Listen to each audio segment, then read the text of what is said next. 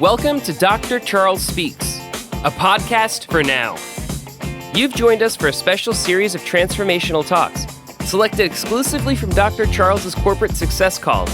The 15-minute calls are designed to encourage leaders, activate your thought life, and prepare you for the challenges ahead. Dr. Charles joins every call with a blend of his personal experiences, his expertise as a John Maxwell certified mentor and coach, and of course, his more than 30 years of exceptional experience in both corporate America and ministry. Get motivated with Dr. Charles Speaks, a transformational talk from the red line on today's podcast, inspiring excellence and generating results. Good day, my friends. Let's make it a great day. It's a great day because you have a choice. You could either make it a great day or you could make it a bad day or sad day, a depressed day, but I'm here to encourage you to make it a great day. And why not start off the week on a positive note? And why not continue to challenge yourself and continue to grow? That's what I'm all about, positive leadership and encouraging you and all of my listeners, including encouraging myself to get better, do better, make a difference, give people an opportunity, share with others. Be positive. We got enough negativity in the world today. We can be positive change agents. We can be repairers of the potholes of life, and we can make a difference. I know you're with me. I thank you again for listening. And so today I want to talk to you about identifying potential leaders. We need potential strong leaders to become effective leaders. And so if you're a leader today, and I know you are, you have an opportunity to pour in someone else's life and even make them better, even perhaps better than you. What's wrong with that? You're not jealous, are you? You won't be envy. You'll be proud of the fact that you were able to make a contribution to a future leader. But I want to give you some points on how to identify those potential leaders.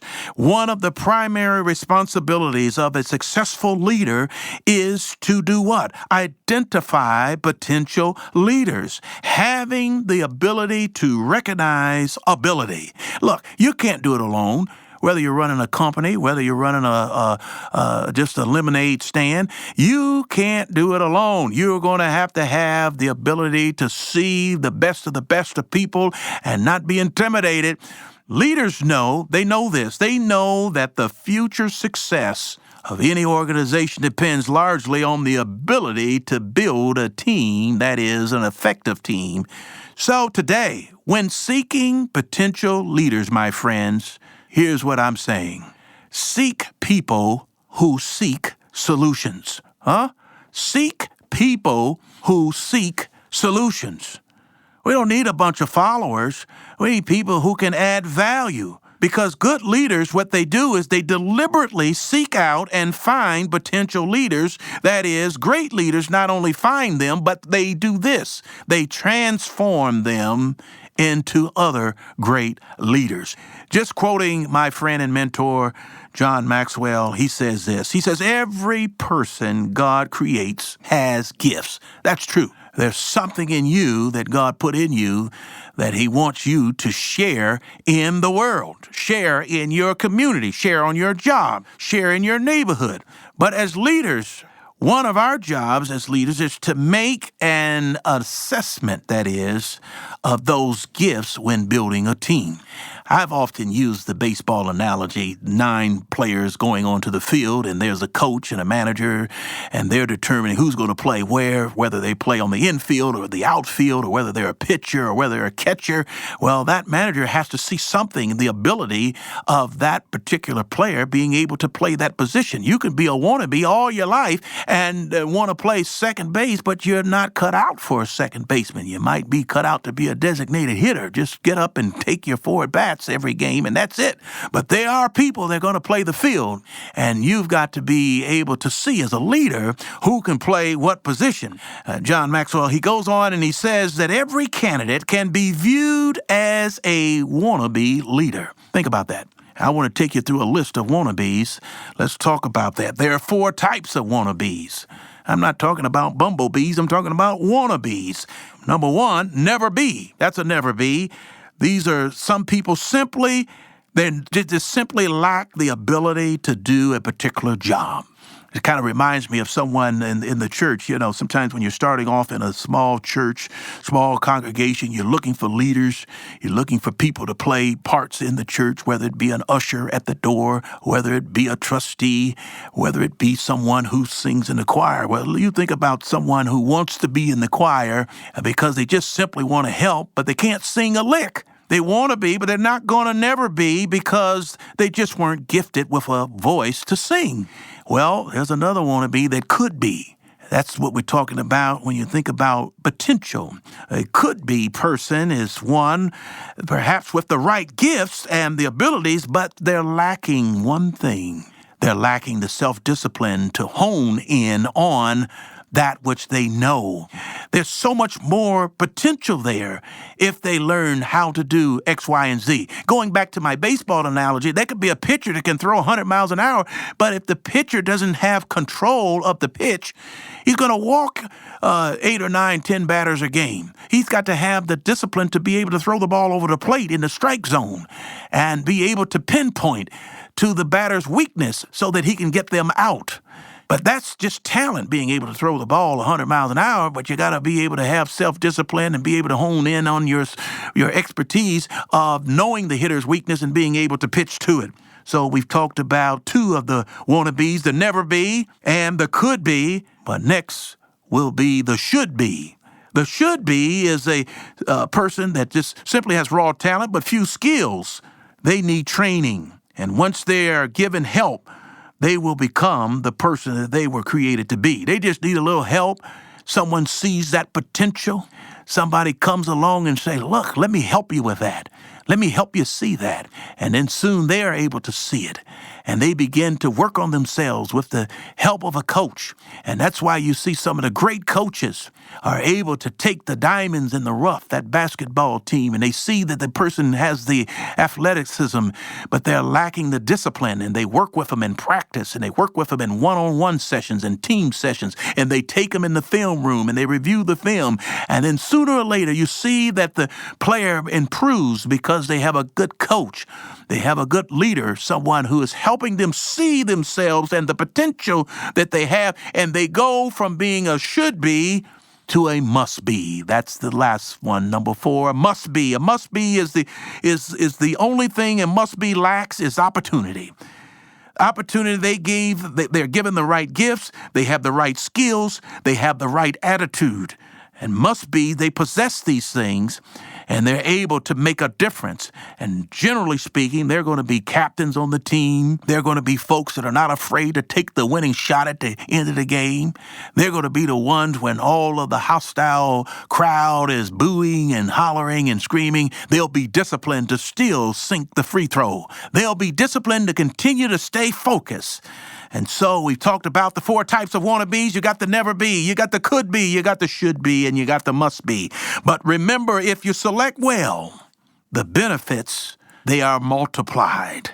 If you select poorly, the problems are multiplied, which will cost you time and will cost you money. And so hiring an employee is like someone said, it's like skydiving. Once you've jumped out of the plane, you are committed. And one of the biggest mistakes you can make is hiring or selecting people whose ability and expertise that are beneath your own ability and expertise. Don't be afraid. Hire someone smarter than you. You might learn something. That's how I'm learning. I'm learning from the smart people, the ones that know more than I know, and they're making me better. And they say I might be giving them a golden nugget or two, but the reality is that I'm growing because I'm hanging around people who are constant and continuous learners and growers, and they happen to share with me, and I share the little bit I know with them. I want to give you some more nuggets here. Potential leaders or followers, that's the question. Which one are you going to be, a potential leader or a follower? Well, I encourage you, the leader's role is to do these 4 things. Make hiring the responsibility of a highly developed leader, because you're going to be looking for people who can be difference makers. People who can be change agents, people who can make a difference. The second thing for a leader that's identifying talent is to hire the most highly developed leader that you can get. Don't settle. Don't settle. Go for the top gun.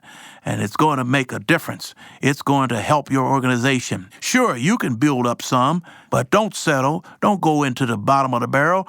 Pick up the best that you can. Number 3, commit to modeling leadership. You've got to be the model, just like the model that goes down the runway and they show off what they have on.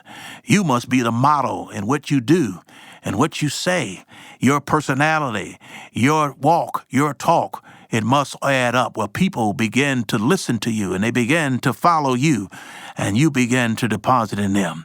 Number 4, commit to developing those around you. What good is it to get all up to the top of the hill and just be standing there by yourself with your arms stretched high? Bring the whole team with you and let everybody celebrate. In drafting or selecting the best, you're going to need to know what qualities to look for. You know, there's a lot of good qualities, and I can only come up with a few of them right now because of the time that we have. But one of the key qualities you're going to need when you're searching and looking for potential leaders that can make a difference and that are impact in your organization. Good leaders, that is, they must have character.